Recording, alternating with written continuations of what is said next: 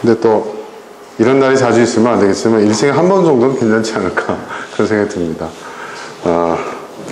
여러분들 얼굴 보니까 얼굴 집에서 푹 쉬신, 그래서 그런지 다 얼굴빛들이 다 환하십니다.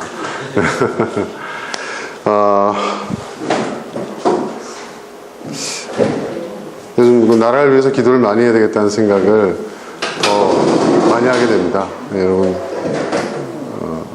기회 있을 때마다 나라를 위해서 기도해 주시기 바랍니다. 요즘 영화 남한산성 지금 화제지 않습니까? 저도 지금 어떻게든 보려고 지금 이제 생각하고 있는데요. 그 병자호란 이야기를 주로 이제 하는데, 그 당시에 이제 강대국 틈바구니 속에서 우리나라가 외교 정책을 잘못한 바람에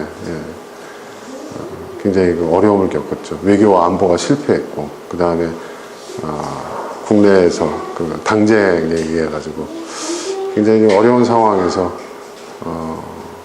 사실은 임진왜란 때보다도 병자호란 때 더 피해가 컸다, 그런 얘기가 있습니다. 왜냐하면 실제로 이제 남한산성 피난을 가서 어떤 일이 벌어지냐면, 피난 가면서 모든 걸 다 불태웠잖아요. 누가 불태웠냐 하면 청나라 군대가 불태운 게 아니라 인조가 피난 가면서 적군의 식량이 된다. 그러니까 모든 걸 다 불태우고 황무지로 만들어놔야 저들이 여기에서 정착하지 못한다. 저들이 물러날 때까지 우리는 버티면 된다. 조선왕조 실록에 나와 있는 얘기입니다. 근데 그때 신하가 그런 얘기를 해요. 어느 신하가, 전하, 그러면 우리 백성들은요, 우리 백성들은 어떻게 살라는, 모든 걸 다 불태워버리고. 그럴 때 이제 또 한쪽에서 뭐라고 얘기하냐면, 종묘사직을 보존하는 것이 국가를 보존하는 것인데, 이 나라의 백성들도 신하일진데 종묘사직을 위해서 희생하는 것이 마땅하다. 이게 더 큰 명분이라고 생각을 한 거예요. 근데 과연 그런가? 그렇죠? 네, 과연 그런가? 누구를 위한 종묘사직이냐? 근데 그런 문제 제기를 하고 있어요. 근데 이것은 뭐냐면, 이 시대의 담론과도 일치하는 부분이 좀 있는 것 같아요. 영화에서는 얼만큼 어떻게 그렸는지는 모르겠지만 좀 기대감을 갖고 좀 가서 좀 보려고 합니다. 어떤 이념도, 한명회가 여러분 굉장히 부정적으로 우리가 많이 평가가 되잖아요. 근데 저는 한명회가 물론 그런 면도 있습니다. 하지만 저는 조선시대의 최고의 재상이라고 저는 생각합니다. 왜냐하면 전란을 딛고 몇 왕을 섬겼죠? 4왕을 섬겼나요? 5왕을 섬겼나요? 그래서 태평성대로 바꾸는 그 과정을 이 사람이 이뤄냈는데, 이 사람이 그 유명한 말을 해요. 죽고 나면 아무것도 소용없다 이거예요. 나라도, 응? 종묘사직도, 유교적 이념과 가치도 살고 봐야 그게 의미가 있다는 거거든요. 네. 그러니까 가장 중요한 문제는 생존이라는 거예요. 생존. 무엇이 선이고 무엇이 악이고 정해져 있는 게 아니라는 것이죠. 저는 선과 악의 그 기준에 대해서 관심이 많습니다. 그래서 제가 논문 쓸 때도요, 제가 논문상도 받고 그랬거든요. 근데 선과 악의 절대적 기준과 상대적 기준에 대한 연구를 했어요. 과연 선과 악의 절대적 기준이 있느냐? 절대적 기준이 있냐? 선과 악은 절대적 기준에 의해서 갈라야 되는 것이냐? 아니면 상대적 기준이냐? 굉장히 어려운 문제죠. 기독교 윤리적 관점에서 바라본, 여러분 어떻게 생각하십니까? 선과 악에 대한 그 기준이 절대적이라고 생각하세요? 상대적이라고 생각하세요?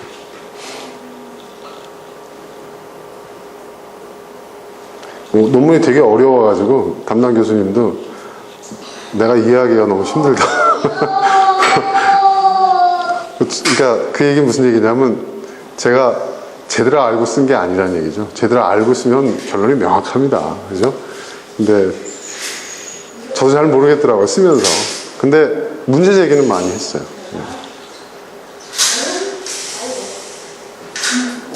여러분, 기독교 선교 역사 속에서 참 비극적인 일들이 정말 많았어요. 기독교가 갖고 있는 기독교 윤리관이 우린 절대적인 것이다 라고 생각을 하고, 이제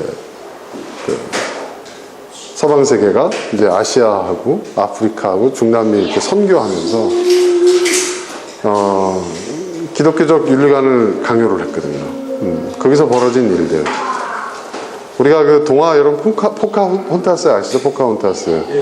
굉장히 그 아름답게 그 동화적 요소로 이렇게 꾸며져서 디즈니가 영화도 만들고 뭐 했지만, 사실은 그게 그 내용은 뭐냐면 그 인디언들의, 사실은 인디언도 아니죠. 아메리카 원주민들이죠. 인디언은 인도 사람인 줄 알고 잘못 이름 갖다 붙인 거죠. 그러니까 아메리카 원주민들이 그 서양 문명 그리고 서양인들에 의해서 그리고 또 그 서양 문명과 문화의 뒤에는 기독교가 있죠. 얼마나 그들이 그것으로 인해서 얼마나 비극적인 삶을 살았는지를 이야기하는 내용들이거든요. 근데 그거를 굉장히 미화를 했어요. 사실은 포카혼타스가 사랑했던 남자한테 버림당하잖아요. 그죠? 원래는 이제 말하자면 이적행위를 한 거죠. 네, 이적행위. 왜냐하면 자기 부족에 대한 어떤 그런 내용들을 정복자한테 다 넘긴 거 아니에요. 그죠? 근데 철저히 이용당하고 버림당하고, 남편이 아마 한 3번 바뀌었나요? 아무튼 뭐 그러면서 굉장히 불행한 여인이에요, 사실은. 그리고 그것이 아메리카 원주민들의 운명을 대변하는 그런 내용인데,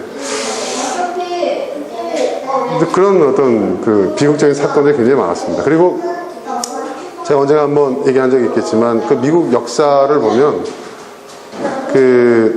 메이플라워가 이제 보스턴 항에 왔을 때 거의 뭐 전체 승선했던 인구들의 탑승했던 사람들이 한 4분의 1만 남고 나머지 다 죽었어요.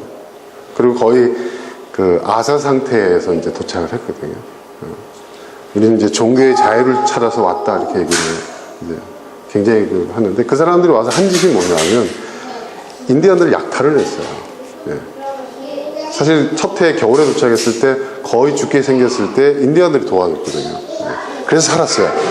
그런데 이듬해 봄에 그들이 인디언들을 다 몰살시켜버립니다. 네.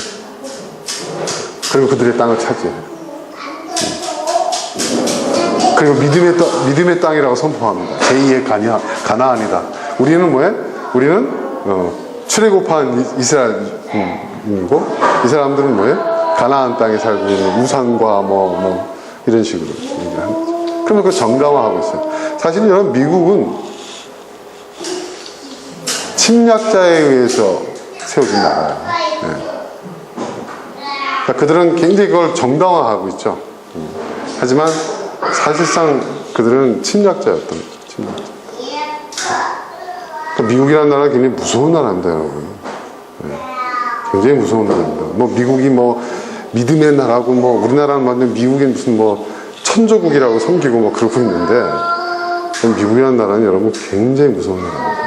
네. 침략자에 의해서 세워졌고, 그 침략자에 의해서 세워진 나라가 지금 세계 최강대국이 되고 있어요. 그리고 아무도 그 사람들한테 그런 권한을 주지는 않았는데, 자기네 스스로가 경찰 국가라고 얘기를 해요. 경찰.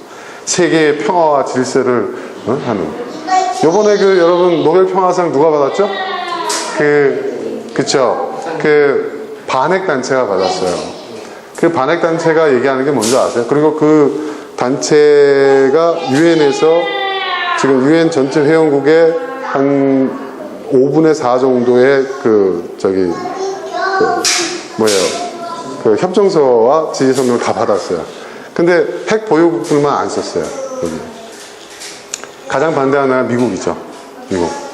그러니까 이제 그 단체의 주장은 뭐냐면, 야, 미국, 너희는 러시아, 너희들은 핵무기를 갖다가 수천 기나 갖고 있으면서 니네가 무슨 핵 확산을 억제한다는 정당성을 명분을 니네가 내세울 수가 있냐, 이거죠.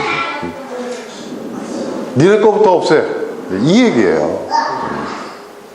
그게 막. 근데 그 단체가 노벨 평화상을 받아.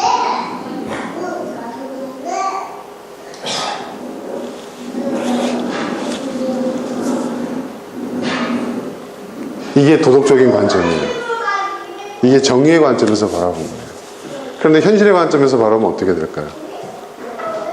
미군이 빠지는 순간 우리나라는 당장 난도질. 그게 현실이에요.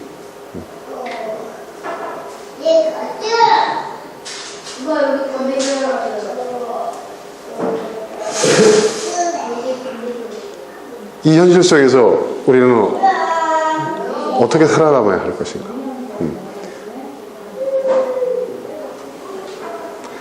그 병자호란 때 인조와 인조를 옹립했던 사람들, 그리고 그들이 수도를 버리고 남한산성으로 이렇게 피난을 가면서 주장했던 거, 뭐라고 그랬냐면 자신들은 유교의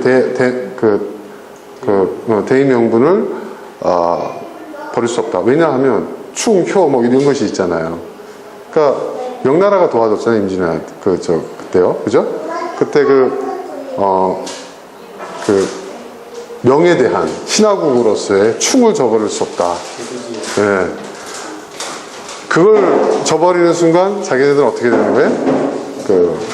통치 이념과 모든 사회 체계가 다 무너진다고 위기감을 느꼈던 거예요. 그래서 그걸 지키기 위해서 그렇게 한 거거든요. 그렇다고 한다면 다 남한산성에서 산화했어야 되는 거예요. 다 죽었어야 되는 거예요. 그죠? 장렬하게 끝까지 춤을 부르짖으며. 근데 그렇게 못했잖아요. 그죠? 백성들 다 죽고, 이제 마지막 상황에서 어떻게 있습니까? 여기 삼전도비, 이 동네 아닙니까? 9번 이마를 깨고, 이마를 깬 거예요, 여러분. 머리를 단순히 고개를 숙인 게 아니라 그게 만주족들의 정복자에 대한, 배신자가 정복자에게 용서를 구하는 의식이 있어요. 그게 뭐냐면 이마를 9번 깨야 되는 거예요. 살려달라고. 그걸 한 거예요. 그리고 그 반대했던 사람들 다, 그죠?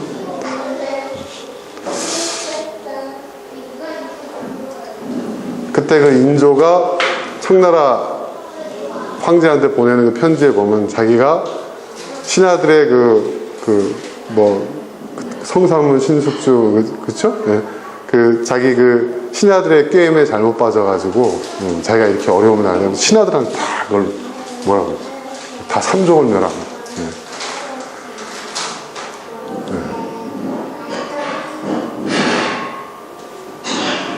그러니까 우리가 지금 우리나라가 처해 있는 상황이 생각보다 사실 심각하거든요. 북한 때문에 심각한 게 아니라 제가 그랬죠. 미국 때문에 심각한 거예요, 지금 사실은. 우리가 정확하게 봐야 됩니다. 자, 이런 상황에서 지혜가 필요합니다. 특히 위정자들. 여러분 기도하십시오. 우리 기도의 힘을 믿지 않습니까? 저는 문재인 정권이 꼭 성공한 정권이 됐으면 좋겠습니다. 뭐 적폐청산도 중요하고 다른 거 다 중요합니다. 하지만 더 중요한 것은 뭐냐면 적폐청산도 나라의 안위가 보장되어야 가능한 거 아니겠습니까? 그렇죠? 굉장히 중요한 상황에 와 있어요. 그렇죠? 사실. 제가 볼 때는 북한은 절대로 전쟁 못 일으킵니다. 제가 이제 국방부 관계자들하고 친하고 또 뭐 군대 이제 요직에 있는 분하고 친하잖아요. 전에 한번 말씀드렸지만 전쟁 나면 우리가 하루나 이틀 정도 밀린대요. 서울의 한 70%가 파괴가 되고 그런데 그 다음부터는 이제 북한은 이제 완전히 지구상에 사라지게 된다는 거예요.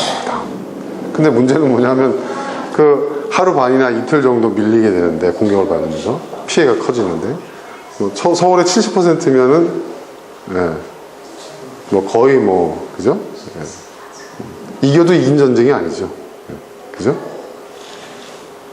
그러니까 그걸 모르지 않는다는 거예요. 바보가 아니죠. 여러분 김정은 미치광이 같습니까? 제가 볼 때 김정은요 굉장히 이성적인 사람이에요. 지금 하는 행동 보세요. 우리 자꾸 미치광이 취급하고 이게 속된 말로 또라이 취급을 하고 있지만 사실은 아니에요. 철저한 그 어떤 시나리오에 의해서 이렇게 움직여지고 있는 게 보여요. 전문가들 다 그렇게 얘기해요. 사실은 뿔 달린 미치광이가 아니란 말이에요.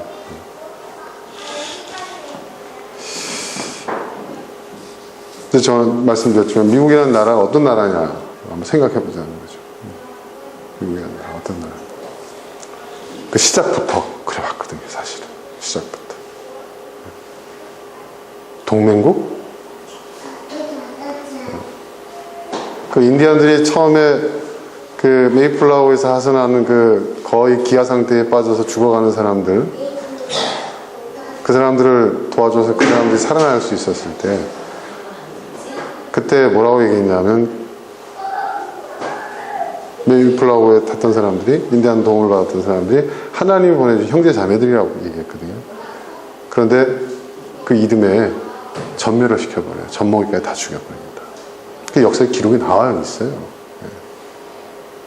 근데 그걸 자꾸 미국은 가리려고 하고 부정하려고 하죠. 그 가장 인류 역사상의 참혹한 그 학살이 미 대륙에서 이루어집니다. 미 대륙에서. 여러분 초기에 미 대륙이 이제 그 메이플라워가 보스턴 항에 딱 도착했었을 때 미국의 원주민들, 아메리칸 원주민들의 숫자가 몇 명이었을 것 같습니까? 네? 전체 대륙 전체 대략 한 2천만에서 2,500만 정도가 살고, 그러니까 여러분 엄청나게 많이 살고 있었던 거예요. 사실은 그 시대를 생각하자면. 네? 네? 서울 인구의 2.5배가 여기 살고 있었던 거예요. 그런데 100년 만에 몇 명을 준 줄 아십니까? 100년 만에. 네. 맞습니다. 한 200만이 채 안 되는 한 세기 만에. 그러니까 엄청난 학살. 그렇게 따지니까 하루에 뭐 몇 명씩 죽었다, 뭐 학살당했다, 이런 기록이 있는 거예요. 네. 그리고 지금은 이제 어떻게 됐습니까? 이제 아메리칸 원주민들 뭐 이제 수만 명만 남아서 그 보호 구역에서 이제 관광 사업으로 이제 먹고 살고 있는 그런. 여러분 록펠러가 뭐 믿음의 뭐 이렇게 얘기하지만 여러분 록펠러가 그 석유왕이잖아요. 그 석유가 나는 땅, 그 시카고 일대하고 그 석유 나는 땅, 그 다 인디안 땅들이었어요. 인디안 땅들 그 다 그 록펠러가 그 사람들은 이 검은 그 검은 우물이라고 불렀거든요. 아메리칸 원주민들은 이게 뭔지도 몰라요. 네. 그걸 다. 그래가지고 록펠러가 그 땅을 차지해가지고 이제 석유왕이 된 거죠. 그것도 모르고 이제 저도 그렇게 설교를 했습니다. 반성 많이 했지만 설교했습니다만 뭐 믿음의 사람, 믿음의 기업, 하나님과의 11점 어쩌고 뭐 그런 얘기 하잖아요 우리가. 그게 다 여러분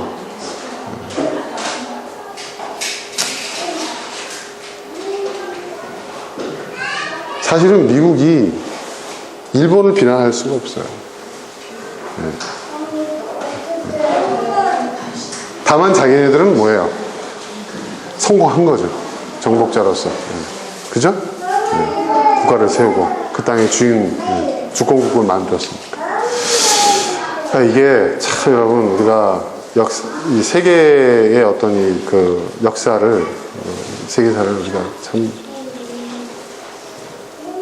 그 흐름을 좀 면밀히 좀 볼 필요가 있습니다.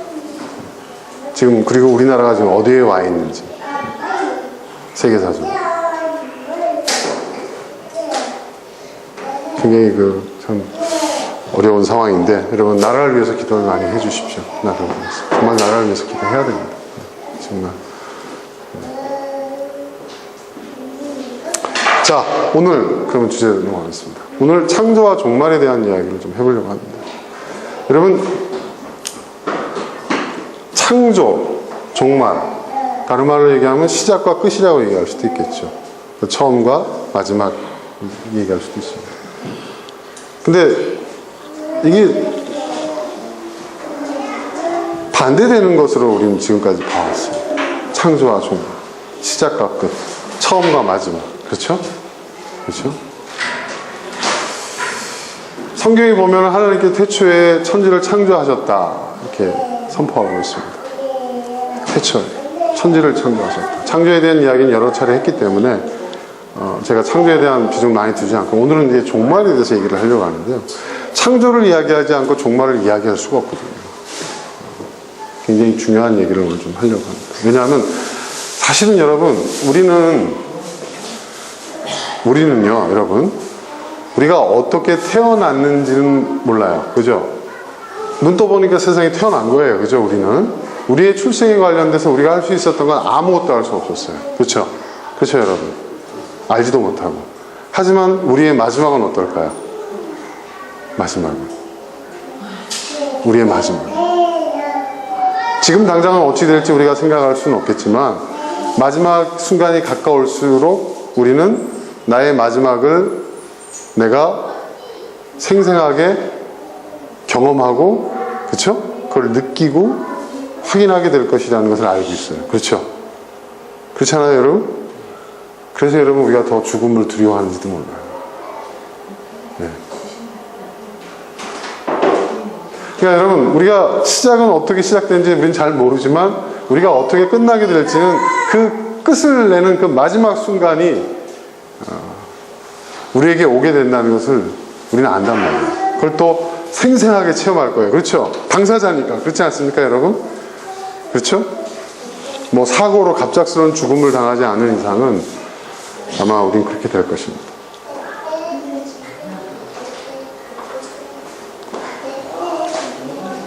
여러분, 창조라는 것은 무에서 유를 만드는 것이 아니라고 제가 말씀드렸죠? 제가 지난번 말씀드렸죠. 창조에 대해서 이야기를 하면서. 최초의 그 창조의 사건은 이례적이었다. 하지만 그 이후에 그 창조의 사건은 한 번으로 끝난 게 아니라 그 창조는 계속 뭐예요? 진행되고 있다. 그래서 제가 말씀드린 게 진화의 과정도 사실은 창조의 과정일 수 있다. 이런 말씀을 드렸어요. 그죠? 왜냐하면 시간과 공간의 제한을 받고 있는 우리들은 다르게 느낄 수 있겠지만 시간과 공간의 제약을 받지 않는 세계관으로 바라본다면 진화도 창조의 과정이라는 거죠. 이해되시죠, 여러분? 그렇기 때문에 창조론과 사실 진화론은 상충하는 개념이 아니라는 거예요. 근데 기독교 보수주의자들이 얘기해온 또 전통적인 어떤 하여튼 복음주의자들이 얘기해온 어떤 단회적인 사건으로서의 창조를 얘기한다고 한다면 상충될 수밖에 없죠. 그렇죠. 근데 성경에서 얘기하고 있는 내용도 보면 제가 그 용이라는 것이 날이 아니라 원데이를 얘기하는 게 아니라 기간을 얘기하는 거예요. 기간이에요, 기간. 첫째 기간, 둘째 기간, 셋째 기간. 그러니까 어쩌면 그 기간이 우리가 생각하는 시간 이상으로 어떤 굉장히 오랜 기간일 수 있어요. 어떤 시대일 수도 있고요. 그죠? 뭐 수천 년, 수억 년의 시간 그 이상일 수도 있어요. 그건 알 수가 없어요.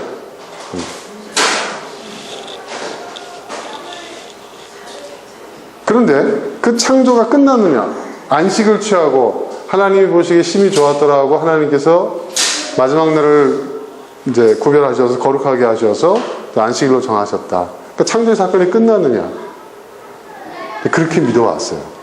그런데 최근에 와서 우리가 이제 깨닫게 되는 것은 또 저도 공감하는 것은 창조가 한 번으로 끝나는 사건이 아니라 그 창조는 계속 진행되고 있으며 오히려 이 창조가 이 세상을 유지하는 이 세상이 유지되는 방식이라는 이 세상이 유지되는 방식이 바로 창조라는 것을 이제 알게 된 거죠.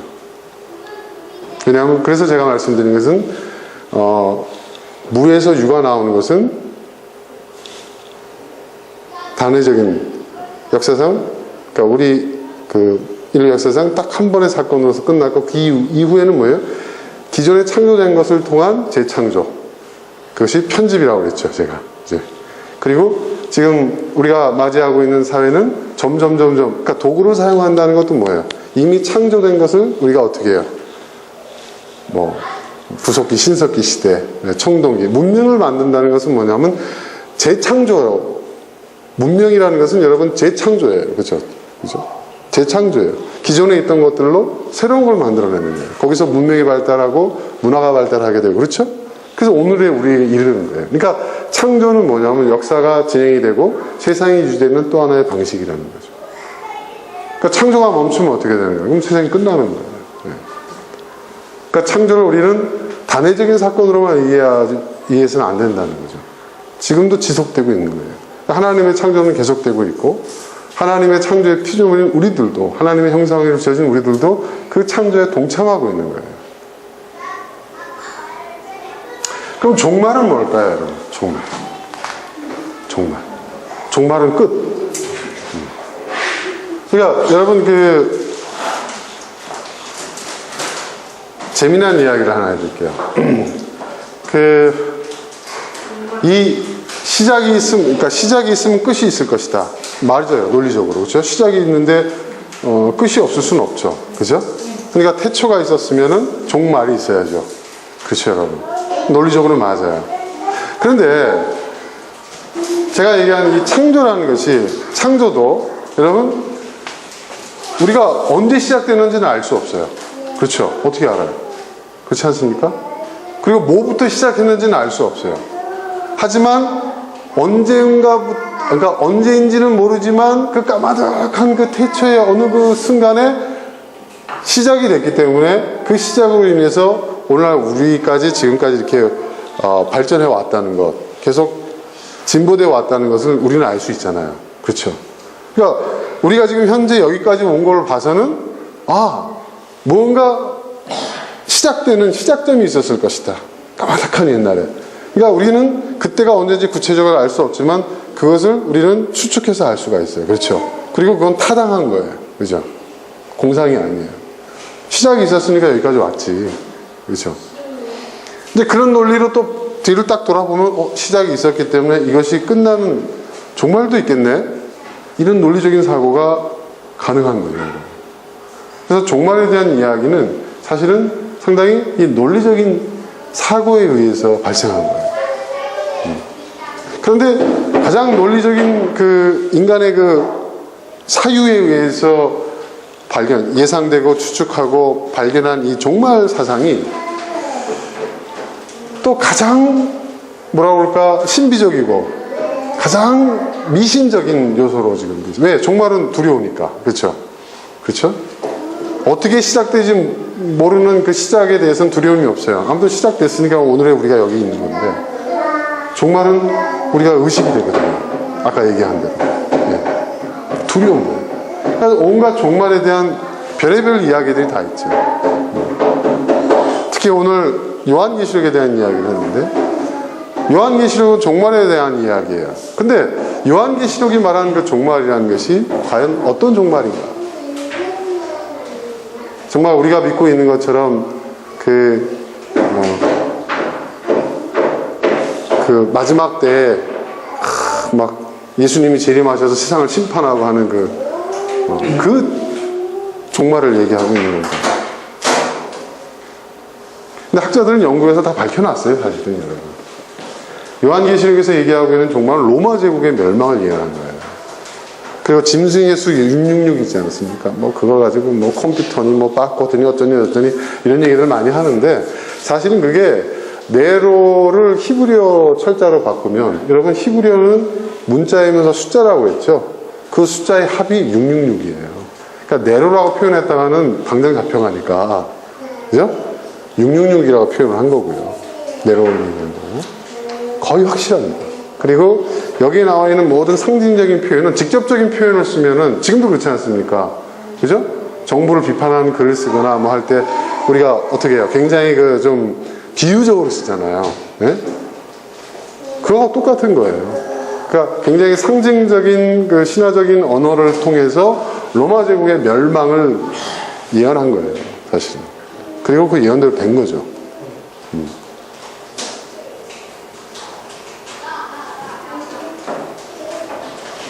그러면 성경에서 얘기하고 있는 마지막 때는 어떤 걸 의미하는 걸까?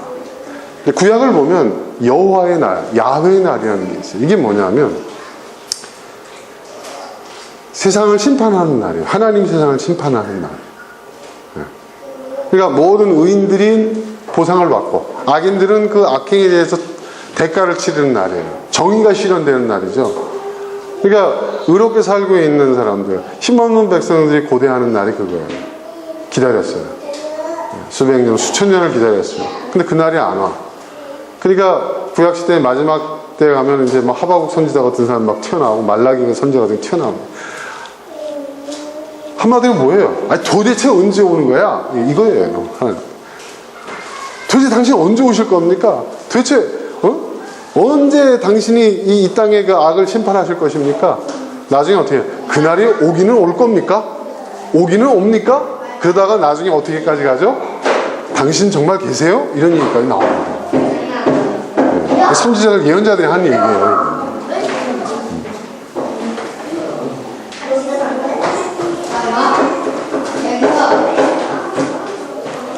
그 여호와의 날이 왔습니까? 안 왔습니까? 여러분? 왔습니까? 안 왔습니까? 네? 왔습니까? 안 왔습니까? 아니, 그러니까 그들이, 유대인들이 기다렸던, 히브리인들이 기다렸던, 이스라엘이 기다렸던 여호와의 날이 왔습니까? 안 왔습니까? 안 왔어요. 그들은 지금도 여호와의 날을 기다리고 있어요. 통곡의 벽에서 기도하고 있잖아요, 여러분. 그게 뭐예요? 여호와의 날을 고대하는 거예요. 여호와의 날을 고대하고 있는 우리 이스라엘이, 우리 유대인들이 어떤 고통을 받아왔는지 그걸 하나님께 하소연하면서 빨리 와서 우리 민족을 구원해달라고 기도하는 거예요. 그 통곡의 벽에서 하는 거예요. 구원 누가, 여호와의 날에 구원 누구만 받습니까? 유대인들만 받습니다. 유대인들 이렇게 불쌍하게 보지 마세요, 여러분. 정말 무서운 사람들. 나중에 제가 히틀러를 저도 되게 싫어하는데, 히틀러가 왜 유대인들을 그렇게 홀로코스트로 갔는지 그 이유가 있어요, 사실은.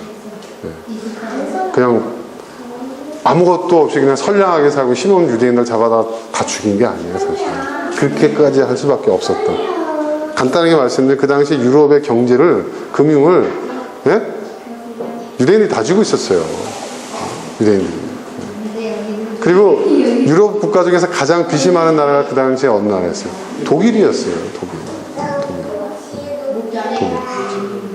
그렇잖아요. 1차 대전에 져가지고 전쟁 보상금 그거를 돈을 못 갚으니까 금융가에서 돈을 꼬았는데 그 돈이 다 유대인들한테 꼰 돈이거든요.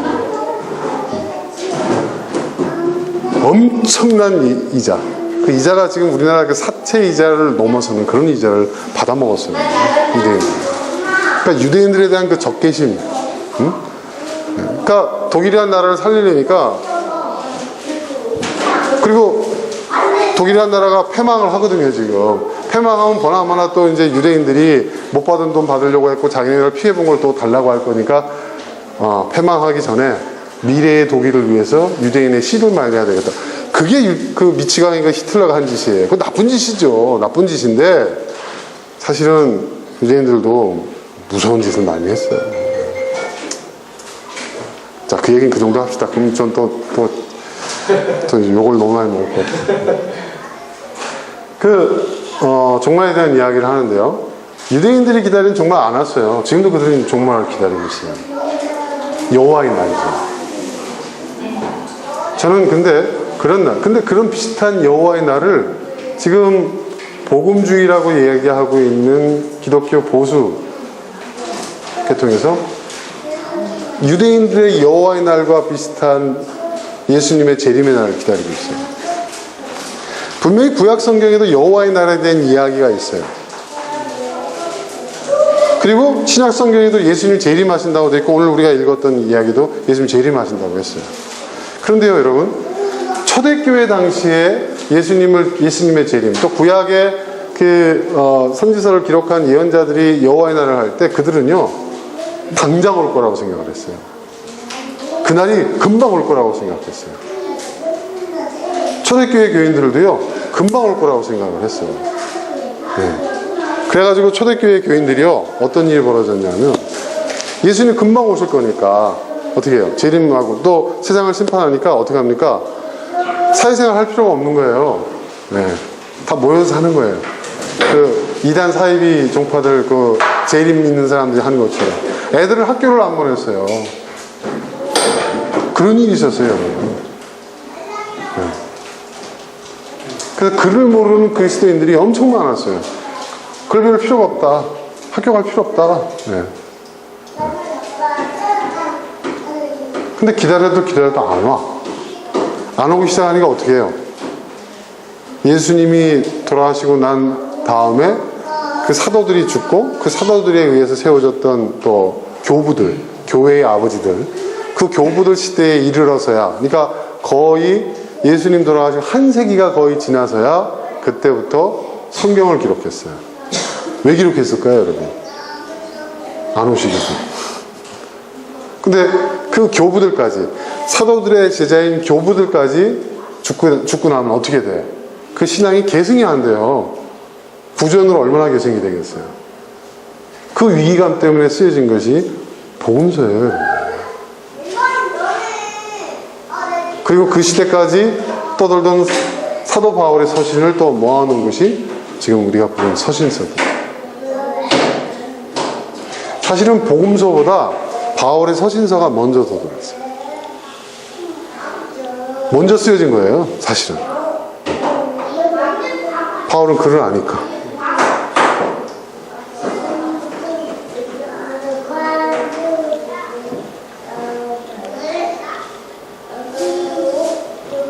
제가 그러면 종말 믿지 마. 아니요. 잘못된 종말론을 믿지 말아요.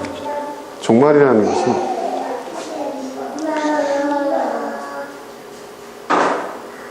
우리가 생각하고 있는 그런 종말이 아닙니다. 예수님의 재림이라는 게 뭐예요? 예수님 다시 오신다.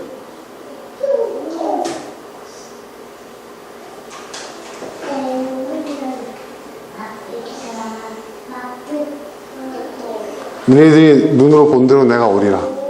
그게 문자적으로 그대로 그렇게 이루어질 것이라는 그런 믿음으로 우리가 성경을 대해야 될까요?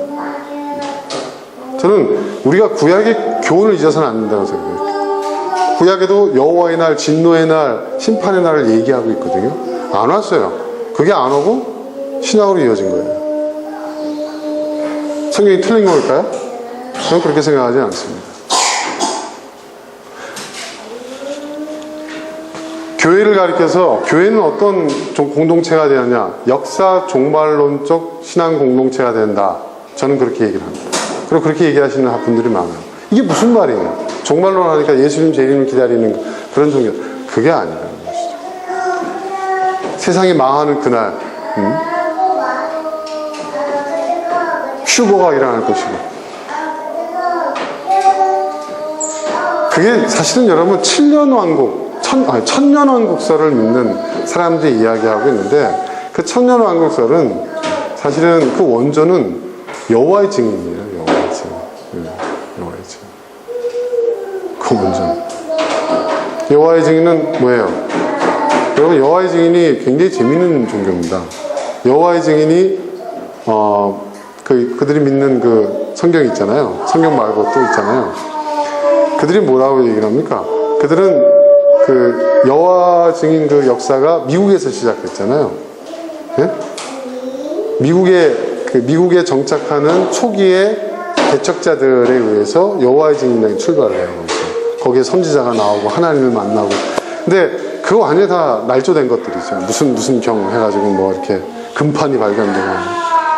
그게 뭐냐면, 그러니까 미국에 정착한 것이 사실은 그 신앙의 자유를 찾아서 간 게 아니거든요. 사실은 그렇습니다.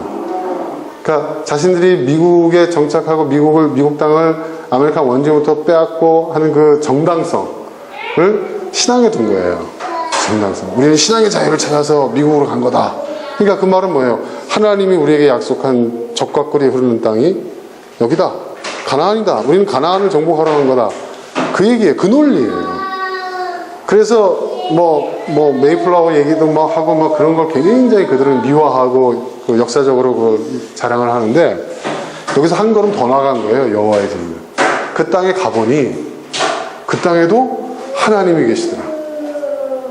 그리고 하나님이 우리를 선택하셔서 이 신앙의 자유가 없는 유럽에서 잘못 하나님을 믿고 있는 유럽 땅에서 우리를 불러내셔서 이 신대륙을 정말 하나님이 우리를 이끄셔서, 그러니까 구약을 쓴 거죠. 신대륙을. 그게 여호와의 증인이에요. 그러니까 읽어보면요 진짜 재밌습니다. 대단한 판타지 소설이 나와요. 진짜 제가 볼 때는. 자, 근데 그들이 말하는 종말이라는 것은 그거예요. 그러니까 멸망한다는 거죠. 망한다 이거죠. 세상은 끝난다 이거죠. 근데 그게 아니라는 거죠.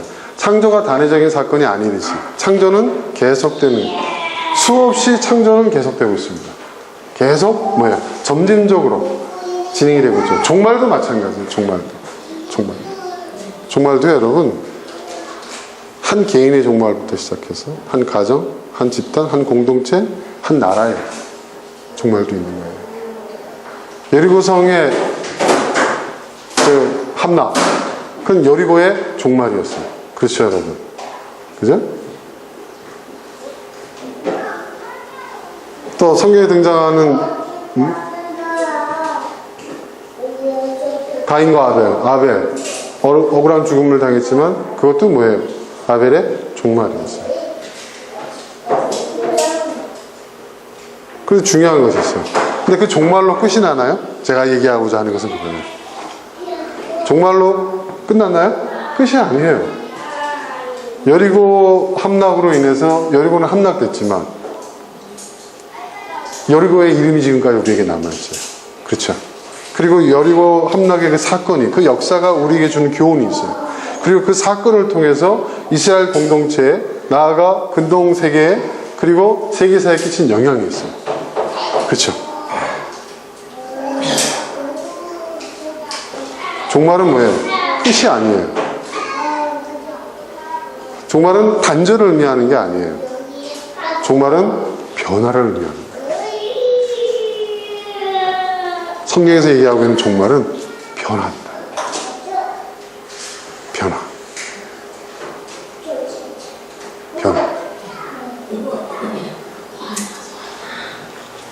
그래서 창조와 종말은 같이 가는 거예요.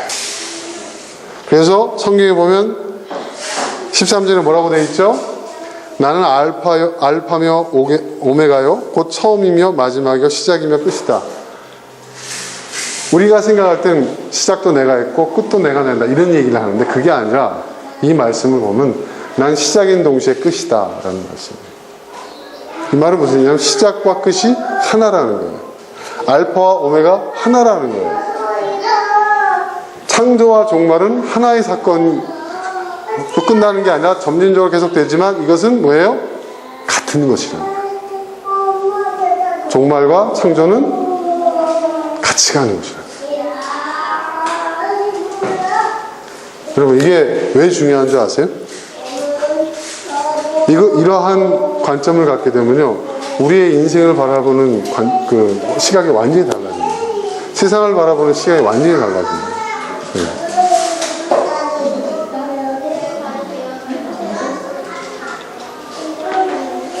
끝이 아니라는 거예요. 시작이 아니라는 거예요. 그런데 여러분, 이러한 사고에 우리는 익숙해져 있어요. 그죠? 동양 사람들이. 그죠? 여러분, 불교의 세계관에서 보면 어떻게 돼요? 네. 종말이 없어요. 그죠? 근데 그 윤회라는 것은 우리하고 조금 다르죠? 윤회는 뭐예요? 계속 뭐예요? 돌아가는 거, 돌고 도는 거예요. 윤회잖아요. 그래서 윤회. 수레바퀴라고 표현되잖아요. 불교에서도. 돌아가잖아요. 불교에서 정말 종말은 뭘까요? 불교에서 말하는 종말은 있어요. 우리 같이 막 불로 심판하고 이런 종말이 아니죠. 해탈하는 거예요. 깨달음 얻어서 윤회의 고리를 끊는 게 그들은 종말에 끝을 내는 거예요. 그러니까 여러분 부처가 뭐예요? 끝을 내는 사람이잖아요. 윤회의 고리를 끊는 사람이잖아요. 그러니까 우리하고는 완전히 세계관이 다른 거죠. 그런 의미에서의 윤회적 세계관에서의 어떤 이 창조와 종말 얘기하는 게 아니라 우리는 뭐냐면 이 역사가 꽈배기처럼 꼬여가는 거예요. 올라갈 수도 있고 내려갈 수도 있고. 네. 여러분 창조가 중단되면 종말도 없고요. 종말이 없으면 창조도 없습니다. 그래서 어떻게 보면 힌두교하고도 우리가 좀 비슷한 세계관을 갖고 있는 거 아닌가라는 생각이 들어요. 저는 힌두교의 그 시바 신 아시죠? 파괴의 신. 예. 그 브라만. 그 다 한 신의 다른 이름이에요. 근데 그 신이 나와서 창조를 할 땐 시바라고 이제 불려주고 창조할 땐 브라만이라고 불려주고 하는 건데 창조와 파괴, 창조와 종말이 하나의 사건으로 굴러간다는 것이죠. 근데 우리의 인류 역사를 가만히 보더라도 그렇습니다. 실제로 그랬어요. 어느 한 문명이 무너지고 로마 제국이 무너졌을 때 여러분 세상이 끝난다고 생각해요. 여러분 그 유명한 그 성 어거스틴의 그 신의 도성 The City of God이라는 그 책이 있어요. 그게 뭐냐면 로마 제국이 기독교 국가가 되고 나서 로마는 성도예요. 천국의 모형이에요. 그런데 그 로마가 무너졌어요. 그 사건은 뭐냐? 기독교 국가가 무너졌다는 거거든요. 천년 기독교 왕국이 끝났다는 거예요. 온갖 또 그 당시에 그 이단들이 창궐하고 종말론자들이 막 나오고 난리가 났었는데, 근데 이게 어거스틴이 뭐라고 글을 썼냐면, 로마는 망해도 하나님의 도성은 망하지 않는다. 하나님의 나라와 로마가 하나님의 나라로 인식이 되고, 또 로마가 천국의 모형으로 인식이 됐다는 그 인식 자체가 우리의 잘못이다. 다르다. 그걸 쓴 거예요. 그리고 하나님의 나라와 하나님의 교회는 계속될 거다. 로마가 멸망하더라도. 그러면서 어거스틴이 제일 주력을 했던 게 뭔지 아세요, 여러분? 그 어거스틴이? 성 어거스틴이 왜 이렇게 위대한 교황이 된 줄 아십니까? 그 바바리안들이 로마를 함락시켰잖아요. 게르만족들이. 근데 게르만족들이 살린 사람들이 남자는 다 죽였죠. 살린 사람이 딱 두 종류예요. 게르만족은 미신을 많이 믿었거든요. 그러니까 신부들도 말하자면 무당으로 본 거예요. 그러니까 저것들을 손대면 재수가 없어. 해가지고 살려두고, 그 다음에 이 게르만족들 그 야만족이었는데 그 당시에 여자들 남자처럼 막 싸우고 막 억세고 막 그렇잖아요. 그런데 로마는 그 당시에 세계 최고의 문명 국가잖아요. 거기 여자들을 보니까 너무 이쁘거든요. 그러니까 여자들은 다 살려둔 거예요. 그러면서 이 로마 여자들과 결혼을 한 거예요. 게르만족. 그때 이 신부들이 그 게르만족 지배자들과 결혼한 귀 부인들을 상대로 교회를 살리기 위한 엄청난 로비를 한 거예요. 네. 그리고 기독교를 전하기 위해서 굉장히 애를 쓴 거예요. 그 과정에서 나온 것이 뭐냐 하면 바로 수많은, 그게 이제 카톨릭이 출발하게 된 시발점이 되는데, 수많은 그 기독교의 그 축제들이 사실은 원래 그 게르만 민족들이 즐겨왔던 명절 축제를 그 성자들의 축일로 다 바꾼 거예요. 그때 발렌타인 무슨 축일. 그리고 그 사람들이 하나님을 직접 섬기려고 하는데 하나님 너무 무서워. 남자는 너무 무섭다 이거예요. 게르만족들에게 있어서 아버지의 신은 굉장히 폭군이고 상대하기 어렵고 이런 모습으로 비춰지거든요. 근데 그들이 원래 믿고 있던 그 신 가운데 중재하는 어머니의 신이 있어. 근데 기독교에는 어머니의 신이 없는 거예요. 그러니까 개종들을 잘 안 해. 그래서 누구를 등장시킨 거예요? 성모 마리아를 딱 등장시킨 거예요. 야, 삐는 것처럼. 재밌죠, 여러분? 역사가 이렇게 굴러가는 거예요. 그러면서 기독교가 전에는 초대교회 그 전통을 따라오다가 어떻게 돼요? 카톨릭으로. 그러면서 그때 문제제기가 많았어요. 어떤 문제제기가 많았냐? 왜 기독교가 혼합주의로 가느냐?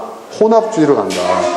왜 이방 그 야만족들이 믿던 그들의 그 종교적 구조 안에 왜 기독교를 그 안에 접목을 시키느냐? 왜 혼합주의로 가느냐고 또 이제 막 반대하는 사람들이 생기니까 종교회를 열어가지고요 선포합니다. 교황이. 우리는 카톨릭 교회다. 카톨릭 교회라는 게 뭐예요? 카톨릭이라는 것은 보편적, 우주적이라는 거예요. 무슨 얘기냐? 이거 맞춰봐. 그들이 미신을 섬긴 건 사실이지만, 우상을 숭배하는 건 사실이지만, 그 우상 속에는 희미한 하나님의 형상이 있다. 우리가 자연 속에서도 하나님은 찾지는 않더라도 뭔가 그 창조주에 대한 어떤 경외감을 갖게 되지 않느냐. 그러한 심성이 남아야 다. 이것도 하나의 신앙의 출발점으로 인정해야 된다 해서 뭐든지 우리는 다 보편적으로 끌어안는다. 우리는 우주적으로 모든 것을 끌어안는다. 그래서 교회가 카톨릭 처치로 바뀌는 거예요. 그게 카톨릭이에요, 여러분. 그게 카톨릭이에요. 그래서 카톨릭은 지금도 다른 종교와 손잡는 것에 거부감이 없어요. 거부감이. 그 이유. 이런 역사를 여러분이 아셔야 된다는 거예요. 자, 근데 저는 그거 카톨릭을 비판하기 위해서 하는 얘기가 아니에요. 저는 잘했다고 봅니다. 로마 문명이 멸망했지만 새로운 로마가 탄생을 하는 거예요. 이제는. 그렇죠? 네. 북유럽인들에 의해서 주도되는 새로운 로마가 탄생하고 또 뭐 돼요? 새로운 기독교가 나오게 된 거죠. 그러면서 그 기독교가 그 당시까지 알프산맥을 건너지 못했는데 이제 넘어갑니다. 네. 새롭게 카톨릭이라는 새로운 변화된 종말을 겪은 종말을 거쳐서 새롭게 변화된 기독교가 알프산맥을 넘어서 북유럽에 있는 야만족들에게 전파됩니다. 그러면서 누구에게까지 가죠? 영국까지 갑니다. 그래서 앵글리칸 처치라는 거 여러분 아시죠? 여러분 앵글리칸 처치 들어보셨어요? 성공회. 그 성공회에서 주장하는 게 뭐냐면 자기네들의 기독교의 역사는 어떻게 해요? 수천 년 전으로 거슬러 올라간다. 이렇게 주장을 해요. 그리고 그들의 그 십자가나 그러니까 꼭 성공회뿐만 아니라 그 고대 그 영국에 있었던 어떤 그 기독교 유적지를 보면 또 재밌는 게 뭐냐면 그 당시에 영국도 바이킹족들 아니에요. 바이킹. 그죠? 그 바이킹족들이 믿었던 그 신들의 축제일 또 그들의 어떤 신앙의 체계에 기독교를 싹 씌워가지고 그들에게 전파한 거예요. 복음을. 그런 유적과 그런 역사 유물들이 나오는 거예요. 그러니까 제가 지금 얘기하는 게 뭐예요? 그러한 과정을 거쳐서 어떻게 돼요? 교회도 계속 발전해 가는 거예요. 종말적 사건이었죠. 로마가 멸망한다는 것은 기독교인은 로마가 멸망한다는 것은 그 당시로서는. 그렇지만 로마 안에만 갇혀 있었어요. 로마가 멸망함으로 인해서 알프스를 넘어서 북유럽으로 퍼져나가는 거예요. 이해되세요, 여러분? 기독교의 예를 든 겁니다. 마찬가지라는 거죠. 우리도 여러분 우리가 인생을 살아가면서 고난을 겪어요. 종말론적인 사건을 겪어요. 정말 슬프고 괴롭고 내가 믿고 의지하고 내가 확실하다고 생각했던 것들이 깡그리 무너질 때가 있어요. 종말이 온 거죠. 종말이 온 거예요, 여러분. 예? 종말이 온 거예요. 근데 그때 우리는 끝이라고 생각하면 안 된다는 거예요. 이 종말은 뭐예요? 이 고난은 뭐예요? 변화를 위한 것이라는 거죠. 그러니까 이 종말을 내가 어떻게 겪어내고 내가 이 종말을 어떻게 승화해내느냐에 따라서 이 종말적 사건을 통해서 내가 어떻게 변화하느냐에 따라서 이 종말이 나에게 축복이 될 수도 있고 그죠? 불행이 될 수도 있는 거예요.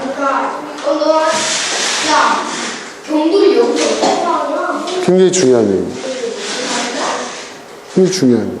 그러니까 여러분, 이 얘기는 무슨 얘기냐? 결국 창조와 종말이라는 것은 뭐냐면 어떤 상황에 의해서, 조건에 의해서 결정된다는 것이 아니라는 거예요.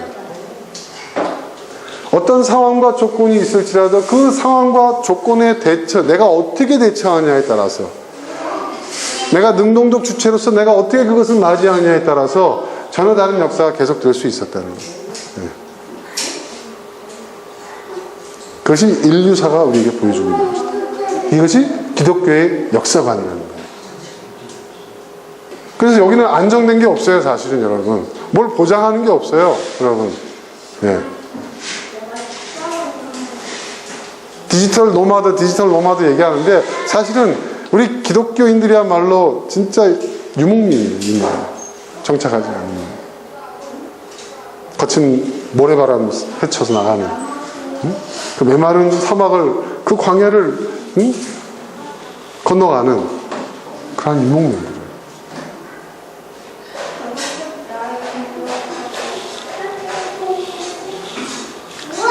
이 창조와 종말은 같이 간다는 것이죠. 그러니까 우리가 성경에서 종말을 이야기할 때 이 종말은 심판과 끝, 불로 심판하고 예수님 오셔가지고 그게 아니라는 거죠. 저는 그렇습니다. 예수님이요, 우리가 통속적으로 생각하고 있는 예수님의 그 재림의 장면들 있잖아요. 막 구름에 천군천사. 저는 그거는 종교적 상징으로서 표현된 언어일 뿐이지 실제로 문자적으로 그렇게 믿으라는 얘기가 아니라는 겁니다.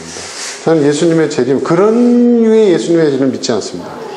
그리고 그런 류의 예수님의 재림을 이야기하고 있는 종교적 사기가 인류 역사 속에서 초대교회 때부터 시작해 지금까지 계속해 왔거든요. 성경이 쓰여진 반증이 무엇이냐? 그런 날이 올 거면 쓰여지겠어요? 자기네들이 경험했거든요. 초대교인들이 안 오시는 거예요. 그런 종말이 아니었던 거예요. 그리고 그런 종말로 많이 인용되었던 이 요한계시록이 결국은 세상의 종말을 얘기하는 게 아니라 로마 제국의 멸망을 종교적 신화 그 언어 구조와 체계로서 설명하고 있다는 것을 이미 학자들 다 밝혀놓았거든요. 그런데 이거를 안 가르쳐요. 왜 안 가르칠까요? 별로 인기가 없어. 네, 그죠? 뭔가 극적이지가 않아. 네. 심판, 벌받아, 예수님 재림, 이렇게 해야 사람들이 뭔가 이제 종교적으로 열심을 내거든요. 그 사실이잖아요. 여러분, 여호와 증인들이 왜 저렇게 막 난리 피우는 줄 아세요? 막 헌신하고, 막 총도 안 잡고, 막 군대 가서 막 총 안 잡아서 막, 감옥 가고, 생업 포기하고 막 길거리. 왜 그럴까요, 여러분? 왜 그런 것 같아요? 그 사람들이 사랑이 많아서? 그 사람들이 막 전도하고 막 애쓰고 막 그런 게, 이런 포교 활동하고 가는 게 사랑이 많아서? 아닙니다. 그 사람들은요, 1444명인가요? 그 구원받는 숫자가 딱 정해져 있어요. 그 숫자가 사실은 상징적인 숫자인데, 그러니까 이 히브리어를 좀 알고 수신학이라는 걸 좀 알면은 그 숫자가 그걸 의미하는 게 아니라는 걸 아는데, 그거를 문자적으로 믿는 거예요. 그러니까 구원받는 사람이 딱 숫자가 정해져 있고 그 숫자 안에 들려면 어떻게 해야 돼요, 여러분? 경쟁해야 되잖아요. 그죠? 얼마나 많은 여호와의 증인들이 있겠어요. 하나님 믿는 사람들이 있겠어요. 그 중에서 가장 점수가 높은 사람만 우선해서 들어가는 거예요. 그러니까 그 안에, 커트라인 안에 들기 위해서 열심을 내는 거예요. 그런 열심이라면 그게 사랑으로 전도하고, 그죠? 봉사하고, 그죠? 헌신하고, 희생하는 것하고 완전히 다른 거죠. 자기의 구원을 위해서 희생하는 거예요. 무슨 말인지 아세요? 구원받으려고 난 다른 사람을 총으로 쏴 죽이지 않겠다고 총으로 안 잡는 게 아니라, 물론 그런 의미도 있을 수 있겠지만, 나 구원받아야 돼. 나 1444명 안에 들어가야 돼. 그래서 나는 총 안 잡아. 이거예요. 과연 그런 신앙이 모든 자기의 구원을 위해서 모든 것을 다 수단화하고 도구화하는 그런 신앙이 과연 옳은 신앙일까요? 그죠? 여러분, 그 진지하게 생각해 봐야 돼요. 굉장히 그 사람들 막 온화하고 인자하고 평화롭게. 제가 이제 한번 여호와의 증인하고 좀 쓸데없는 짓을 제가 한동안 한 적이 있었는데, 예전에 어렸을 때 여호와의 증인하고 논쟁을 한 거예요. 그러니까 나중에 분해가지고 씩씩거리더라고요. 그러더니 또 만나자는 거예요. 내가 못 만날 이유가 없다. 만나더니 자기보다 좀 센 사람을 데리고 온 거야. 그러니까 전도사급을 데리고 온 거죠. 또 한참 한 2시간을 얘기하는데 이제 자기도 안 되겠다고 생각했나. 그러더니 그 다음에 목사급을 데리고 온 거예요. 그러더니 한참 얘기하다가 1시간 딱 얘기하니까 그 사람이 그러더라고요. 우리 이제 서로 모른 척 합시다. 그러더라고요. 그쪽에서 그러더라고요. 모른 척 하지. 제가 얘기했던 게 그거였거든요. 당신들이 사랑을 말하고 희생을 말하고 봉사를 말하고 하지만 결국 이게 모든 것은 당신 자기 구원을 위한 노력 아니냐. 맞다는 거예요. 자랑스럽게. 그 숫자를 얘기하면서. 그럼 결국은 자기 구원을 위해서 전도도 도구화되는 거고 수단화되는 거고 나의 구원을 위한 방편이 아니냐. 다 모든 게. 그게 어떻게 선한 동기에 의해서 한 것이라고 할 수 있겠느냐. 내가 구원받지 못하더라도 다른 사람을 구원시키겠다. 이것이 진정한 신앙이지. 당신들 그거 아니지 않느냐. 사도 바울은 내 민족을 구원하기 위해서는, 다른 사람을 구원하기 위해서는 내가 지옥의 가장 밑바닥에 가도 난 가겠다.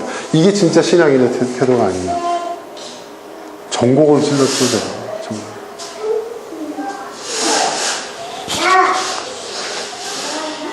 여러분, 잘못된 종말은 그렇습니다. 그렇게 해서 사람들의 지지를 받아낼 수가 있어요. 사람들을 통제할 수 있는 도구가 되는 거죠. 사실 그 원조는 로마 카톨릭일 수도 있어요. 로마 카톨릭이 종말 사건을 경험했잖아요. 로마가 멸망하는 그 사건을 경험했잖아요. 그러면서 콘스탄티노플로 옮겨가고 막 이런 과정에서 동로마 제국, 서로마 제국 나눠주면서 로마 카톨릭과 그리스 종교로 나눠지잖아요.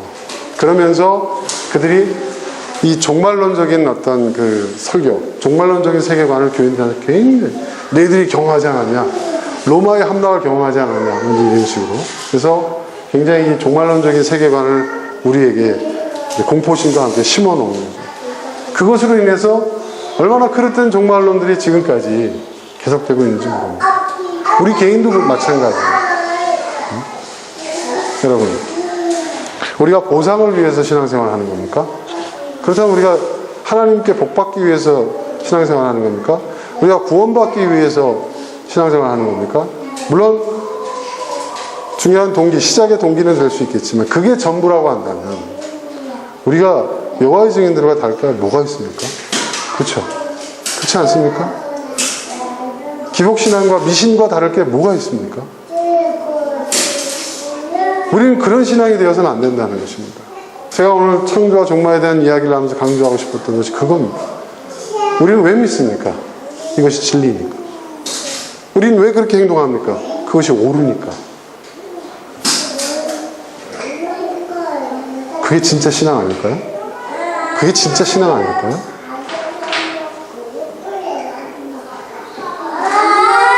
내가 다른 사람에게 만약에 복음을 전한다고 했을 때 그 복음을 전하는 이유는 내가 복음 전하는 게 하나님 기뻐하시니까, 내가 한 사람이라도 내가 전도하면 그 실적이 하늘에서 다 저울질 돼가지고 나중에 내가 그거에 대한 하나님의 복을 받고, 살아서는 복을 받고 죽어서는 천국의 아랫목으로 갈 것이니까, 그래서 난 전도한다, 난 그래서 기도한다, 난 그래서 봉사한다, 난 그래서 헌금한다, 난 그래서 뭘 한다. 그런다면 그게 뭐가 다릅니까?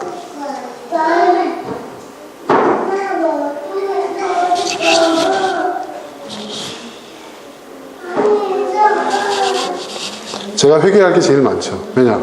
제가 그런 설교를 많이 했으니까. 그래서 제가 회개하는 마음으로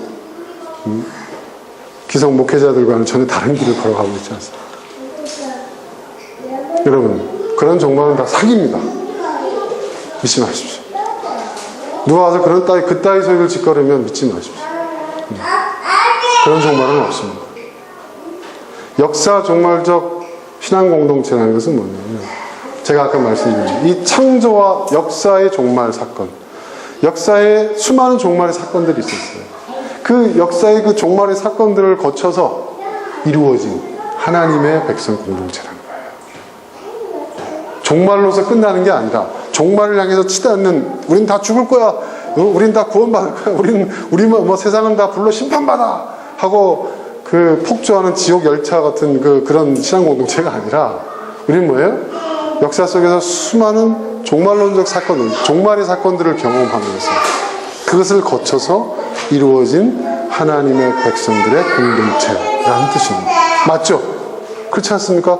구약시대 때부터 시작해가지고, 그죠? 신약시대를 거쳐, 로마 카톨릭을 거쳐서, 예? 개신교와 또 지금 이르기까지 얼마나 많은 역사 종말적인 사건을 우리는 겪어왔습니까? 근데 그 사건을 통해서 우리는 하나님을 만났고 하나님을 경험했고, 그리고 그것이 옳다는 것을 체험한 사람들이에요. 그래서 우리는 하나님의 자녀가 되기를 스스로 선택한 사람들이에요. 그것이 진실한 신앙이라는 거예요. 진실한 신앙. 여러분도 마찬가지예요. 여러분 인생에 수많은 사건들이 있었어요. 여러분이 살아온 인생 속에서 종말론적인 사건들이 정말 많았어요. 일일이 열거할 수는 없겠지만 각자가 다 다르니까요. 하지만 그 사건 속에서 여러분은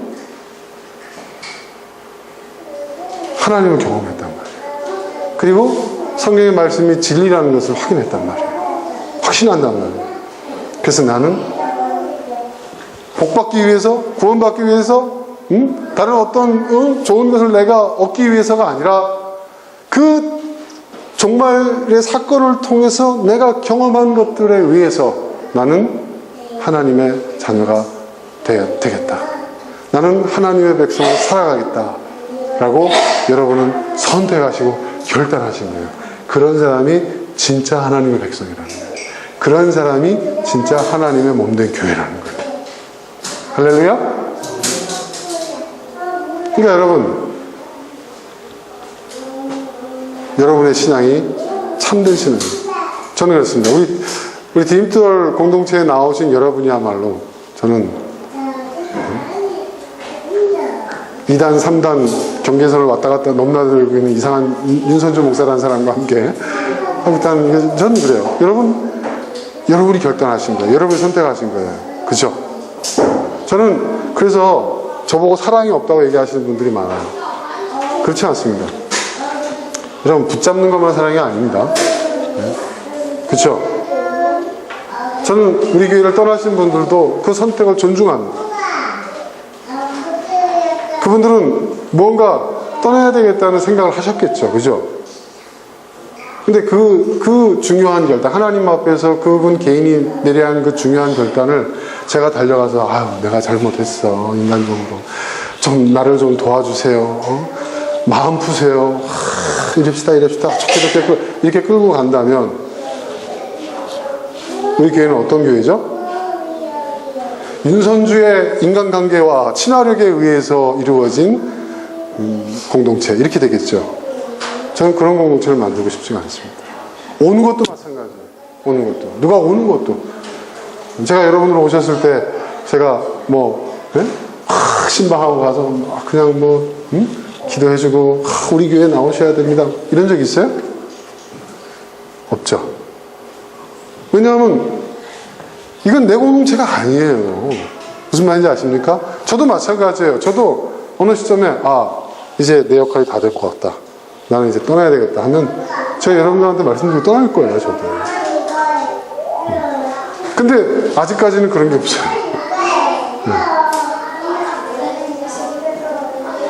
제가 여러분 무슨 말씀하는지 이해하시죠? 이게 굉장히 중요하다는 거예요, 여러분. 이게 굉장히 중요한 거예요. 이게 신앙에 있어서 이게 진정한 의미에서 신앙의 자유라는 것이 이런 거예요. 이러한 신앙의 자유를 부르셨던 사람들이 프로테스탄트들이에요. 개신교는. 이런 자유가 없었거든요.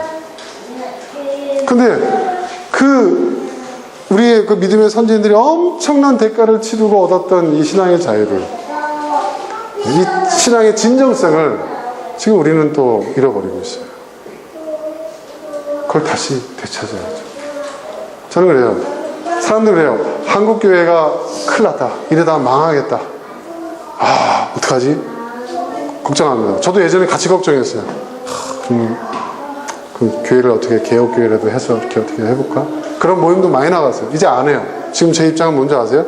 망해야 된다 이거예요. 다 망했으면 좋겠다. 그 밑바닥에서 다시 한번 시작해보자 이거죠. 사람들이 떠난다고 완전히 무너져버리는, 교인들이 보이지 않는다고 해서 완전히 무너져버리는 그런 교회라고 한다면 그건 교회가 아닙니다. 그렇죠 여러분?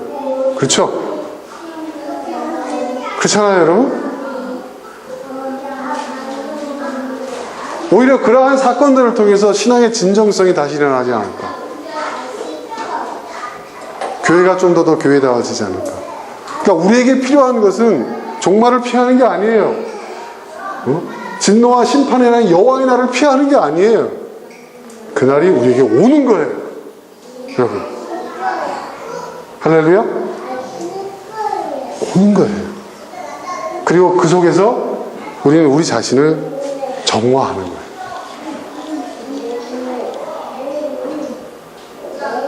저는 그런 생각이 들어요. 왜 이런 수많은 고난들이 우리에게 계속되어 올 것인가?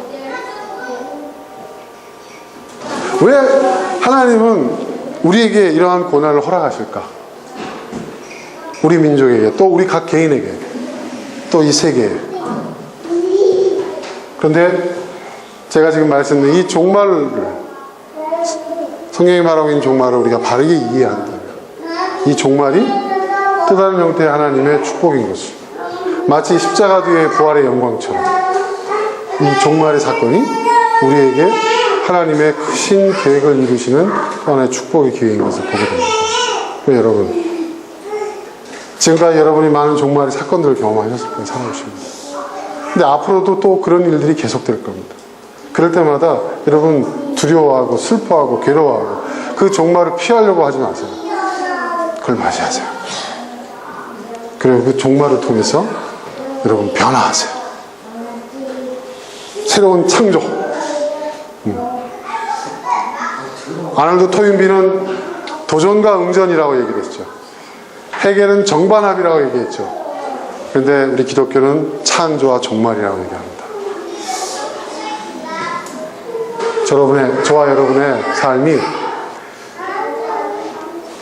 정말 하나님 앞에서 역사 종말적 신앙 공동체가, 불리게 부족함이 없는 교회, 역사 종말적 하나님의 백성, 하나님의 자녀라고 불리게 부족함이 없는 우리 모두가 될 수 있기를 주님으로 축원합니다.